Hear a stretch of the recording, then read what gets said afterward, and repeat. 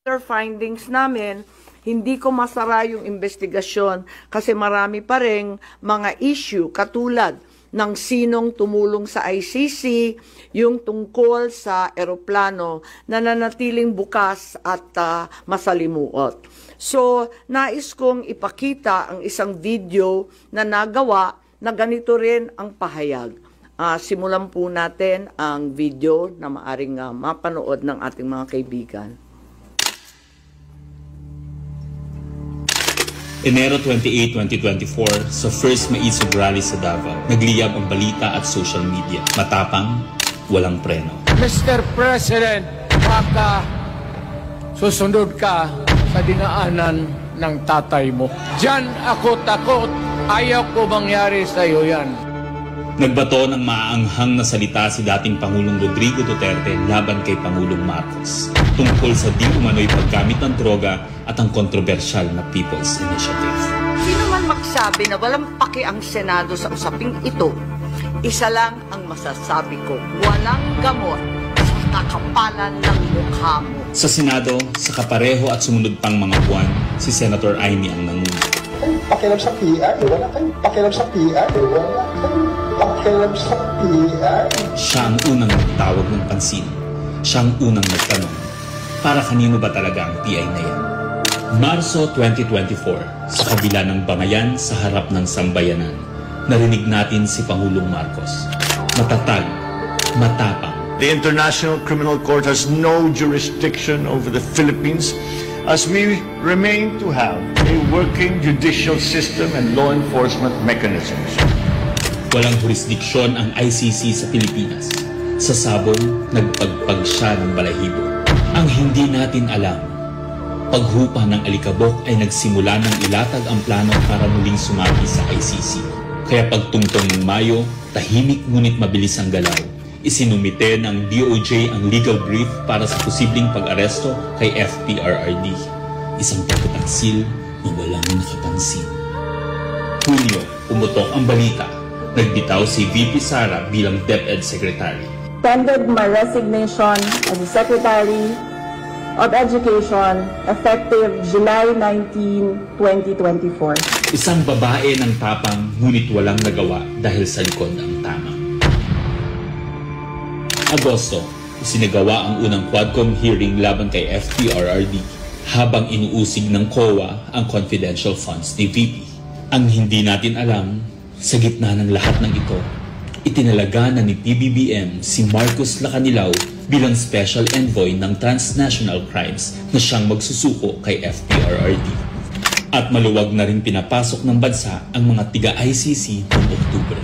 Walang bahid ng pagtutol, walang balak na ipagtanggol ang kapwa Pilipino. Nobyembre, nag-iba na ang ihip ng hangin. Matatag, matapang, walang bahid ng pag-aalinlangan. Narinig muli natin si Pangulong Marcos, ngunit iba na ang sinabi. If yun ang gugustuhin ni PRRD, hindi naman kami haharang doon sa mga ICC. Para tabunan ang galawan, pinaingay ang impeachment complaints laban kay VP Sara. The Office of the Secretary General will transmit the 2 impeachment complaints filed against Vice President Sara Duterte. Kahit pa nagkaroon ng INC rally noong Disyembre, naidiin pa rin ang impeachment sa Kongreso. Planado na rin ang pagpirma ng questionableng 2025 budget kahit bat-bat ng anomalya. Enero 25, 2025, sinimulan na ang Oplan Tugis o Operation Pursuit, ang lihim na operasyon para hulihin si Duterte. Pagsampa ng Pebrero, nag-apply ng arrest warrant ang ICC prosecutor.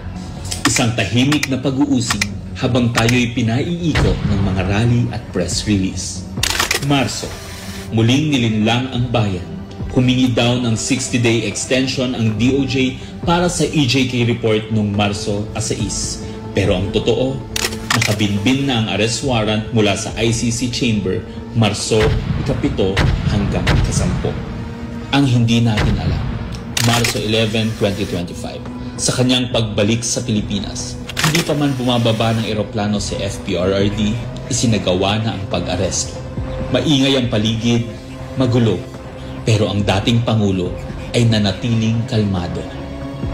Isinakay siya papuntang The Hague alas 11 ng gabi. Kasama sa eroplano si Marcos Lacanilao, ang nagkanulo, ang nagsuko. Pero kanino ang sisi? Sa mga utusan o sa nag-utos? Managot ang dapat managot, nakalatag na. It's a request to the Philippine government from Interpol enforce the arrest warrant. And we have commitments to them. Ayaw nila ipagpatuloy ang pag-iimbestiga. Maliwanag na ang buong administrasyon na ito mula sa pinakataas hanggang sa galamay. Nagplano. Ikaw ho ba nagplano ng lahat ng ito? Hindi naman. It was a group effort. Secretary Chudoro was there, Secretary Anyo was there too, and the President and I. Nagsakatuparan.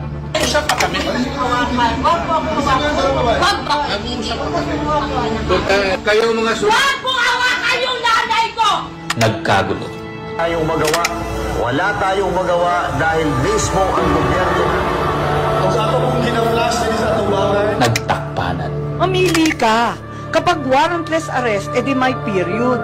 Kapag may warrant, walang period. I'm being cautioned by the DOJ, ma'am, that it may be sub judice already to discuss that because of the habeas corpus pending in the Supreme Court. Ngunit lumabas ang buong katotohanan. Ganito pala ang bagong Pilipinas. Hindi man lang natin alam.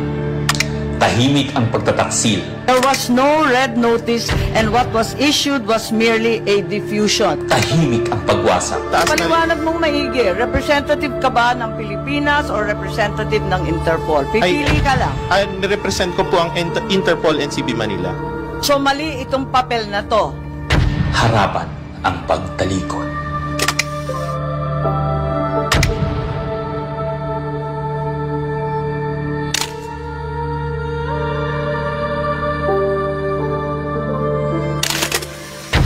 So that's where we are so far.